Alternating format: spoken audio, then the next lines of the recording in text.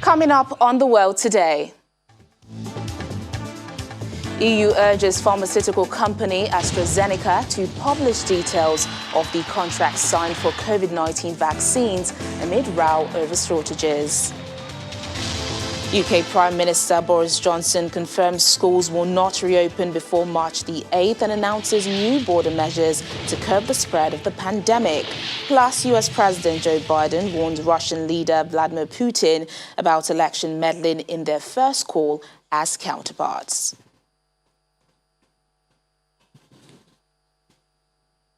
Hello and welcome to The World Today. I'm Teniola Shoboale.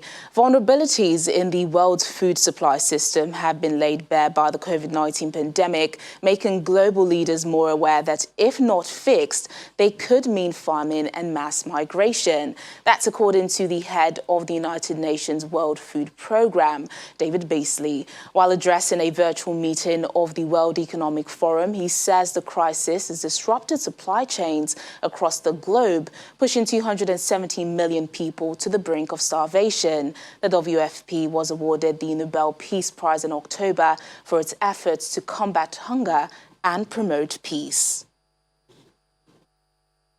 For you? And the number of people marching to the brink of starvation when I arrived 4 years ago at the World Food Program was 80 million people. And then pre-COVID, it spiked to 135 million. The question was why? Man-made conflict. Wars and conflicts in dozens of places all over the world, and then climate extremes on top of that. And what was happening in the international media, you turned on the news around the world, and it was Trump, Trump, Trump, or Brexit, Brexit, Brexit, now COVID, COVID, and we literally had hundreds of millions of people on the brink of starvation, and the media just wasn't covering it.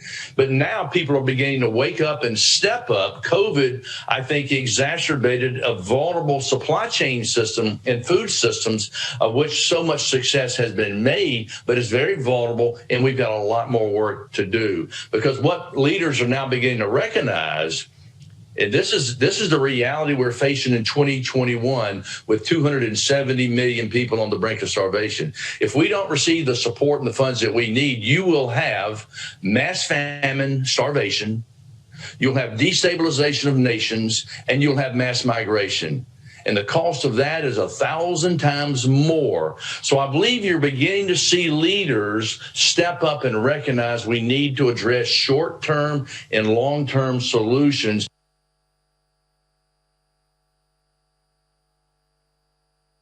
Well, let's head over to the United States now, where U.S. President Joe Biden has warned Russian leader Vladimir Putin about election meddling in their first call as counterparts. The White House says the conversation included a discussion about the ongoing opposition protests in Russia and an extension of the last remaining U.S.-Russia nuclear arms pact. According to a Russian statement, Mr. Putin congratulated the new president on winning the election. Both parties add that they agree to maintain contact moving forward. Former U.S. President Donald Trump sometimes undercut his own administration's tough posture on Russia and was accused by some of being too deferential to Mr. Putin. Our Washington, D.C. correspondent Maria Bird is on standby. Maria, thanks so much for joining us on the program. Thank you for having me. So President Biden isn't mincing his words to the Russian president, is he? No, he's not. He's being straightforward and direct. And I think we can expect this. I mean, one of the things that we knew was that President Biden was going to be very different than President Trump. We knew the relationship that President Trump tried to create and ensure was true for the U.S. and Russia. But we also know that President Biden is trying to show strength, and he's trying to also show that he is going back to the days of many alliances with the U.S. and many countries that are following human rights. I mean, obviously, the U.S. has been teetering on some human rights violations for some time now. So it's very clear that he is not going to hold back on his responses and his communication with Vladimir Putin of Russia. Well, what else do we know that both presidents spoke about during this call? Well, they're speaking about the protest. I mean, and just here in Washington over the weekend, there were protests right outside of the Russian embassy. I mean, people are there. They are very upset and they are asking for the release. And so, at this time, President Trump and both President of Russia, Putin, are, looking to put to the test to see kind of what the protests are going to come out. We know that there were arrests in Russia over the weekend. And so we all knew and we expected that President Biden would be focused on foreign relations because that is some of his history and his past experience as a senator and obviously as a former vice president. Well, it's a usual practice for both sides to talk about a fresh start when there's a new administration. But what can we expect to differ in U.S.-Russia relations under President Joe Biden as compared to President Trump?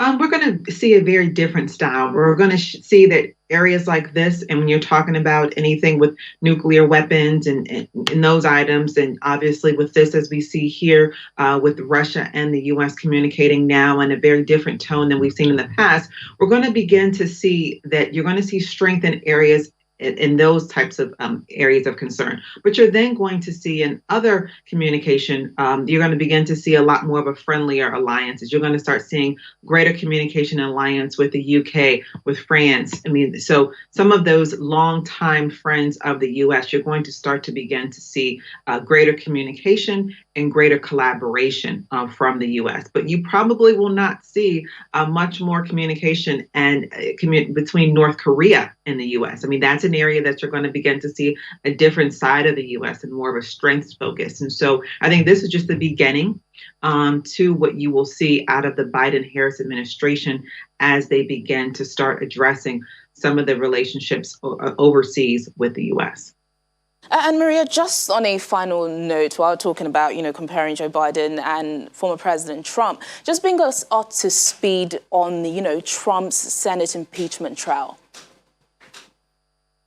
Well, we know that at this time, there are some Republicans that are actually teetering back. There are some Republicans that are saying that they don't know if it's really the appropriate time. They say he's out of office. Should we be looking at this? And so I think Democrats are going to be a little harsh over the next couple of days. They're going to be, really focused on making sure that this makes it all the way through to trial. When we get to the second week of February, they are going to be there. And you see many of those managers of the impeachment trial are really focusing on putting together all the pieces that will address, because this is not about just, him being out of office, because that has already happened now. This is really about the next 4 years and even 8 years, and potentially ensuring that former President Trump does not have an opportunity to run for office and potentially be a president again in the U.S. All right, then, Maria, thank you so much for bringing us up to speed. Thank you for having me. Now, away from the United States, Ghana's longest-serving leader, former President John Rawlings, has been buried in Accra. His body had been lying in state since Monday, and hundreds of people had the opportunity to pay their last respects. He's been buried at the military cemetery in Burma Camp after the burial service at the Independence Square. Rawlings died on the 12th of November in Accra after a short illness. He was 73 years old and is credited with maintaining Ghana's stability. In its tribute to him, President Nana Akufo-Addo says history will be kind to him and render a positive verdict on his contribution to the evolution of Ghana.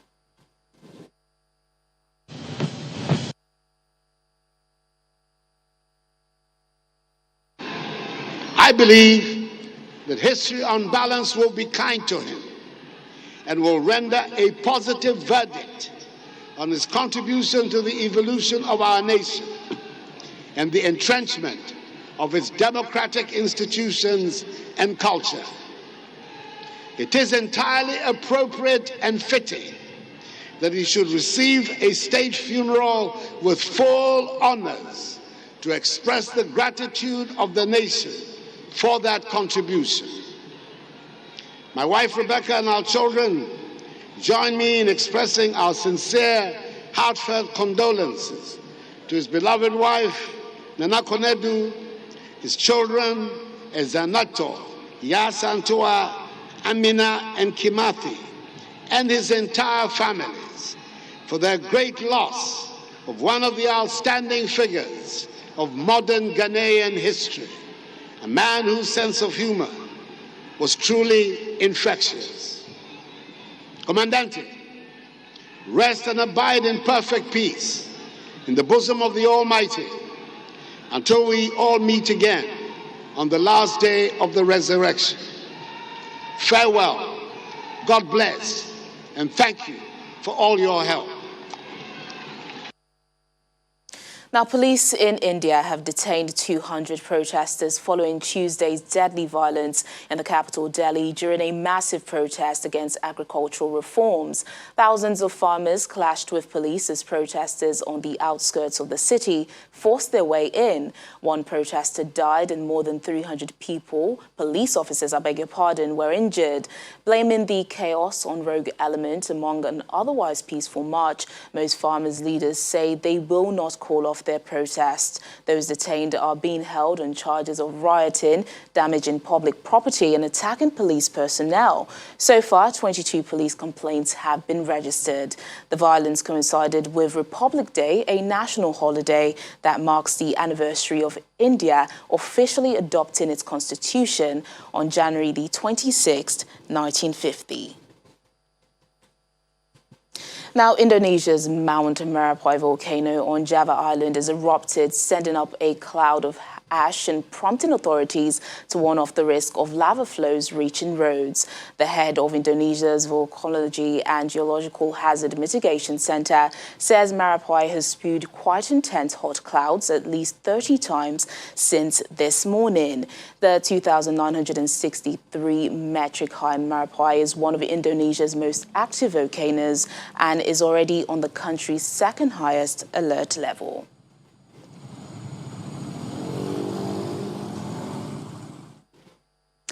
On the World Today returns in just a moment. Jews mark Holocaust Memorial Day 2021. Please stay with us.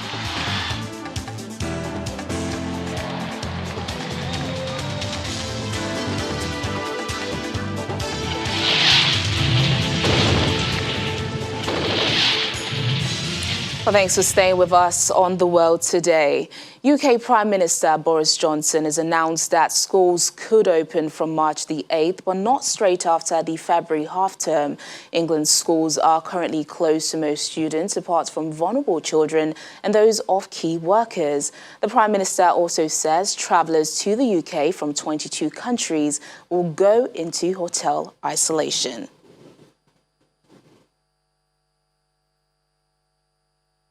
One of the toughest regimes in the world.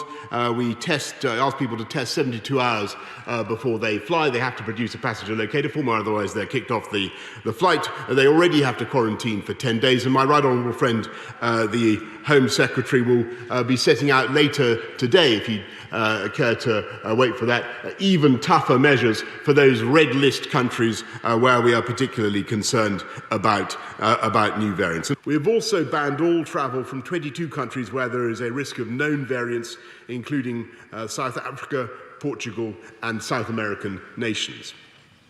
And in order to reduce the risk posed by UK nationals and residents returning home from these countries, I can announce that we will require all such arrivals who cannot be refused entry to isolate in government-provided accommodation, such as hotels, for 10 days without exception. We will increase police presence at ports and at airports, fining those in breach of the stay-at-home regulations. Anyone who does not have a valid reason for travel will be directed to return home, or they will face a fine. Third, we will urgently review the list of travel exemptions made to make sure that only the most important and with exceptional reasons are included.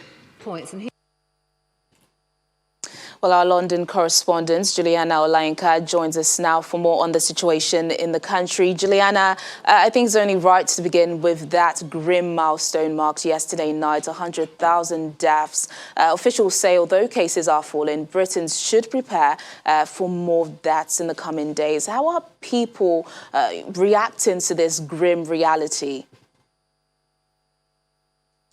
Well, it's difficult to say, really, because unfortunately people aren't really engaging, and it's usually when people engage that you get to understand the mood of the room. But it is a grim milestone, and I think there has to be a delicate balancing act, because on the one hand, every single country in the world is, of course, grappling with this deadly disease. But on the other hand, there are so many turns that the British government didn't get right. Again, a lot of criticisms about us being very, very slow to go in to the first initial lockdown during the summer when things were open. The Chancellor and many frontbenchers in the Conservative government were keen to get the wheels turning on the economy. We had the Eat Out to help out.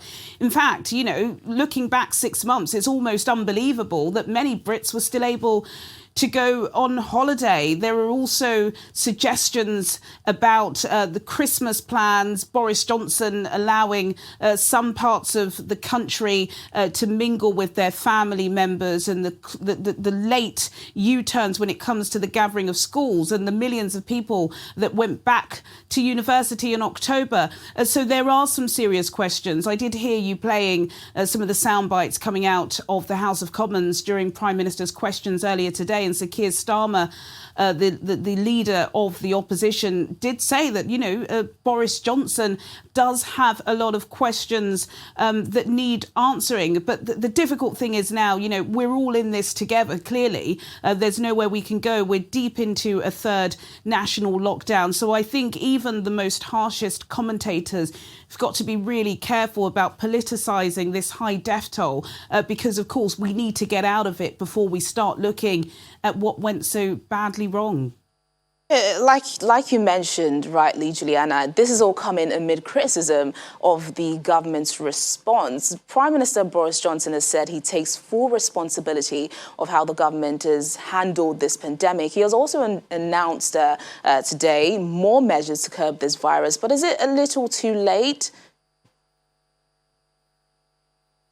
Well, no, I wouldn't say it's too little, too late, because, of course, we've got this successful vaccination programme that's ongoing. Priti Patel, who we just heard from, the Home Secretary, as well as Boris Johnson, was announcing new measures that they're trying to put place at the border, copying the Australian style, whereby if you are part of a red list country, there are many African countries on that list, particularly in Southern Africa. If you're coming into the UK, then you will be forced to go into a hotel quarantine. There will be no ifs, no buts about that. It will cost you £1,500. You will stay quarantined in those hotels for 10 days. These will be hotels that are close to Heathrow and other airports. But really, I think the message from the Prime Minister is just don't come to Britain. Do not come to Britain.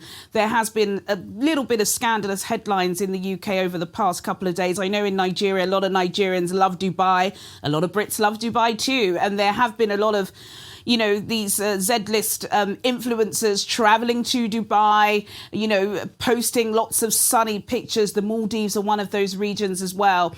And at first, you know, it was a little bit of a laugh on social media, but now the government are really cracking down on this, because you are supposed to be staying home to save lives and save the NHS.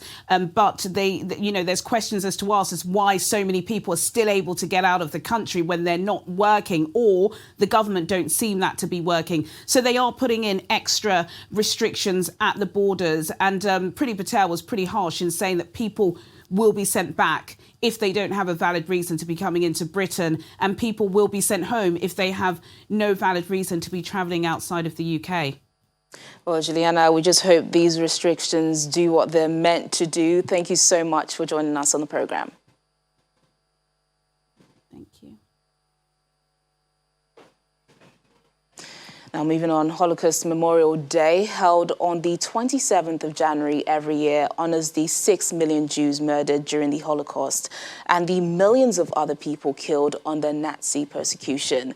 The theme for this year is Be the Light in the Darkness. But 76 years on, Holocaust survivors are disappointed by the progress made so far.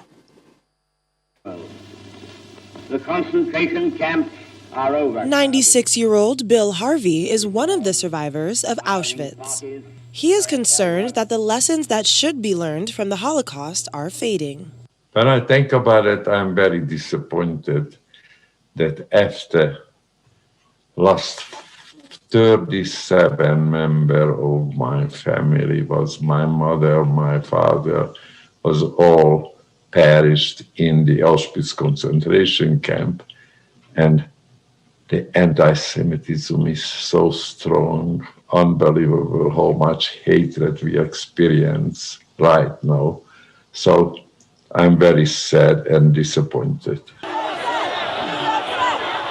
He felt triggered by the recent insurgents on the Capitol in Washington, D.C., because it reminded him of how misinformation and propaganda created the uprising of Nazis before the war. Very, very sad, but I witnessed, particularly on the 6th. I never thought I'm going to live in this country and witness something like that. Some of the rioters at the Capitol wore clothes with anti-Semitic messages, as well as symbols of Nazi Germany. The images shocked people like Michelle Gold, who runs the Holocaust Museum LA and whose mother was a Holocaust survivor. When we reflect back on January 6th at the insurrection, it was horrific. It wasn't the tipping point, but I think it was a very strong reminder of what can happen if education and memory and history goes unchecked. When you look at the characters who were wearing sweatshirts that says Camp Auschwitz, and the back of them said staff. I mean, this wasn't just a random sweatshirt that was made up. It was obviously well prepared ahead of time for the day. This year, survivors of the Auschwitz death camp are marking the 76th anniversary of its liberation by Soviet troops virtually, as the museum on the site of the camp remains closed due to the coronavirus pandemic. The annual commemorations are usually occasions for survivors from all over the globe to join world leaders in commemorating the more than 1 million victims killed by the Nazis in the camp's gas chambers or by starvation and disease. This year, a ceremony marking the camp's liberation takes place virtually, with speeches by Poland's President Andrzej Duda and Israeli and Russian diplomats.